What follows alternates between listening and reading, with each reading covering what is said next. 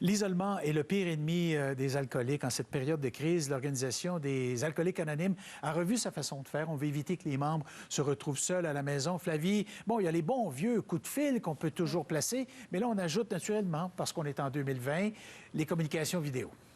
Oui, exactement. Et c'est indispensable pour ne pas rechuter quand on est alcoolique anonyme. Les rencontres, en fait, sont essentielles car le principal conseil qu'on leur donne habituellement, c'est se parler, se voir, se rencontrer. Donc, c'est vraiment devenu impossible avec la crise que nous avons actuellement.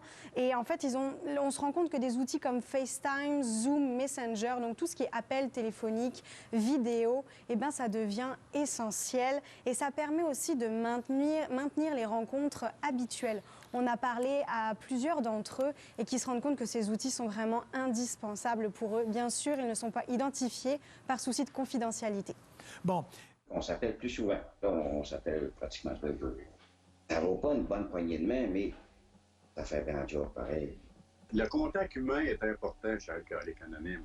Sauf que là, présentement, en cas de force majeure, ça fait en sorte qu'on a eu beaucoup d'appels au début pour savoir qu'est-ce qui allait se passer. Puis les membres sont inquiets. Il y a des membres qui ont peur de la rechute aussi par l'isolation. Fait on essaie de lui donner les meilleurs outils possibles.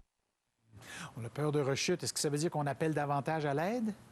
Oui, il y a beaucoup plus d'appels, en fait, au Saguenay-Lac-Saint-Jean, en tout cas. Ils ont comptabilisé beaucoup plus d'appels très récemment. Bien sûr, ils peuvent avoir autant de rencontres qu'ils le désirent. Et d'ailleurs, la plupart demandent davantage de rencontres. Ceux qui se voyaient très rarement font en sorte de s'appeler beaucoup plus souvent. Et c'est sûr qu'avec les SAQ ouvertes, il y a une tentation qui est présente et vraiment, on veut rester présent pour eux. Et d'ailleurs, on les invite aussi à contacter la ligne qui est mise en place, le 1-866-376-62-79, car dans une période comme celle-ci, l'isolement pourrait devenir le pire ennemi des personnes qui ont une dépendance. Bien sûr. Merci Flavie. À plus tard. Merci, au revoir.